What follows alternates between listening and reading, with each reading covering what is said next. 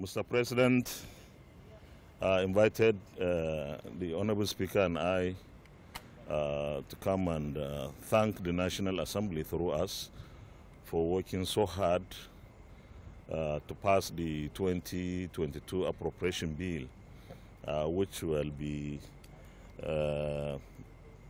brought to Mr. President for his assent by next week by the grace of God, and we are very optimistic. In fact, we are very sure that Mr. President will sign the bill into an act of the National Assembly next week by the grace of God. And this is the way we should always work together. And this is our third appropriation bill to be passed before we go on Christmas break. And it has shown how important, how impactful the passage and the assent to the budget before the end of the year has been. You recall that we were in 2 or 3 different recess sessions, but because public expenditure, which normally drives our economy as a developing economy, has always brought that advantage, made availability of funds into the economy, and we are able to come out of the recess periods. So I want to thank Mr. President for thanking the National Assembly because this is essentially the reason why he invited the Speaker and I to say that National Assembly, thank you very much for working with us, for making this budget 2022 passed in good time like you did for 2020 and 2021. I would like to also commend Nigerians for working with us, participating in the budget process itself, because when we hold public hearings during the processing of the budget, the public is able to participate in this. And I want to assure Nigerians that the budget that we pass in the National Assembly, especially this one, is a budget that will consolidate the previous budget, especially for 2020 and 2021. And you recall that for 2020 budget, 100% of it, all of it, that's 100% of the budget was implemented. And that is because we have been able to produce the document in good time, and Mr. President assented to it as well, as quickly as possible. And this is because we believe that Nigerians deserve to have a better life, a better security, better economy. And even though we got some still hanging, some of the insecurity situations are still bothering us, and we are doing as much as we can as an administration to tackle them, but we have also gotten so many things right. Today, across this country, in every part of Nigeria, there is one construction of infrastructure or the other.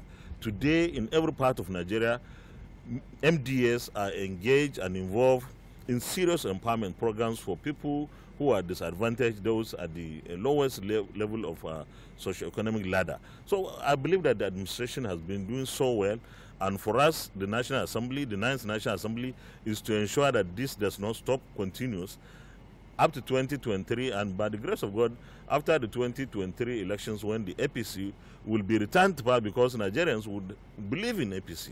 We tell it as it is, and we have applied ourselves fully. And for me, I'm very, very proud of the 9th National Assembly, that the members of the National Assembly have been absolutely fantastic, very, very supportive, very, very productive.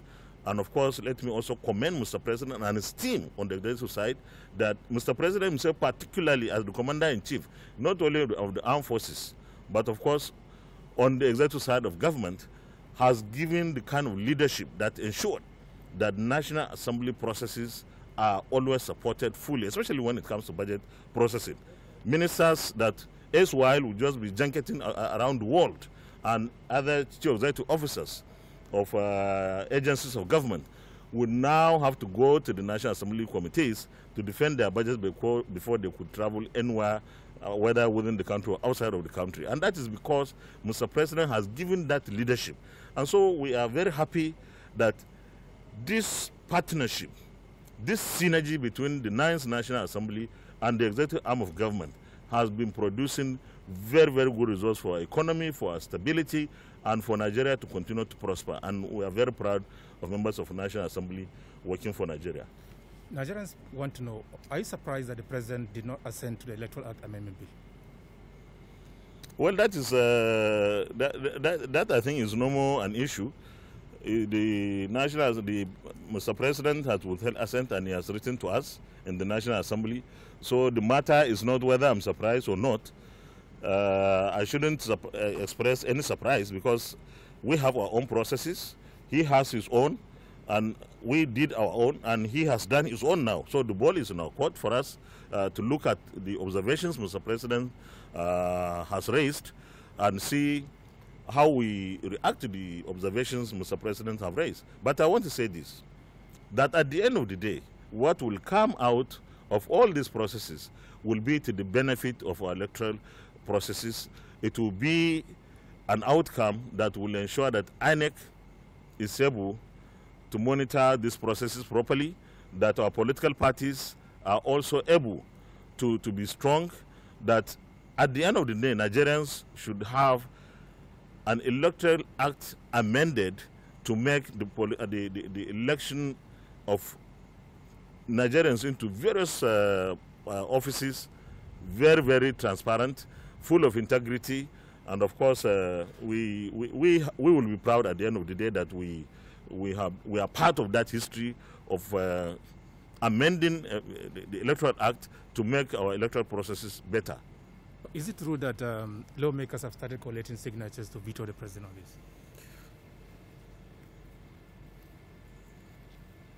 this? Thank you very much. I'm not aware of any such things, at least not in my chambers. We're on break right now. Collection of signatures is not something that is done when everybody is scattered. What I said very clearly, I made it abundantly clear at our last sitting that we will look at the president's veto and his reasons, and when we come back, it's not something we're going to do on a knee-jerk. When we come back from our recess, there's still ample time. We will make a determination one way or the other which way to go. The options are there. We will do what is right for the Nigerian people, and I made it very clear that we're not going to throw away the baby with the bathwater. And the electoral law is what a credible electoral process and law is what is required at this time. Nigerians want it, and Nigerians will get it. We may have tarried a little while, but by the time we come back, at least as far as the House, and I'm sure the Senate as well, it will be the first thing on our agenda the very week we come back from recess. Does doing what is right include vetoing the president? Like I said, I cannot make a determination one way or the other now because we haven't said we read a letter. We got a letter from Mr. President. He stated copiously his reasons why he didn't think the contentious issue should be part of the electoral law. We will sit down, we will look at it, and if he's right, we'll continue the process as is. If he's not, members will make a determination to that regard. But let's hold our punches. Let's allow he has done his work, like the Senate President said. The National Assembly will do its work as well. But the important thing is that whatever I know, Mr. President did what he did in his own opinion in the best interest of Nigeria, and we will also do what we feel at the end of the day.